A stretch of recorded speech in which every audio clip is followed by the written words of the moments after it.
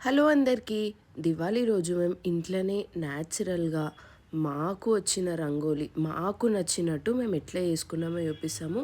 And మనకి చిన్న చిన్న ఫంక్షన్స్ ఉన్నప్పుడు ఇట్లా అరేంజ్ చేసుకొని, మనమే డెకరేట్ చేసుకొని, కొంచెం టైం స్పెండ్ చేస్తే మనీ సేవ్ చేసినట్టు అవుతుంది.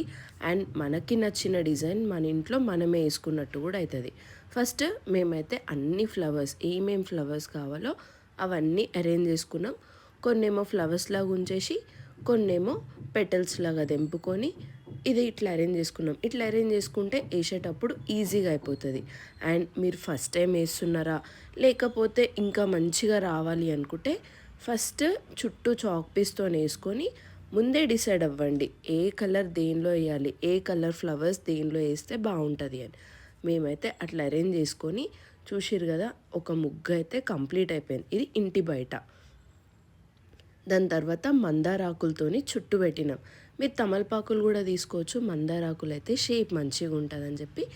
అండ్ అన్నీ సేమ్ సైజే తీసుకొని చుట్టూ అరేంజ్ చేసుకోండి, దివాళీ కాబట్టి దీపాలు పెట్టడానికి. నెక్స్ట్ కడప ముందుకు వచ్చేసరికి మా చెల్లి ఇంకా మంచి కలర్ఫుల్గా కనిపించాలని చెప్పేసి మనకి కలర్ పొడి దొరుకుతుంది కదా, అది తీసుకొని దాంట్లో రెడ్ గ్రీన్ వేసేసి స్వస్తిక వేసేసింది. అది అసలు చాలా మంచి లుక్ వచ్చింది దానివల్ల. దాని తర్వాత ఇంట్లో కూడా ఇట్లా డెకరేట్ చేసేసుకున్నాము. ఇంకా చిన్న చిన్న ఫంక్షన్స్కి అయితే మనమే వేసుకుంటే మనీ సేవ్ చేసినట్టు అవుతుంది, ఇంటి లుక్ కూడా చేంజ్ అయిపోతుంది.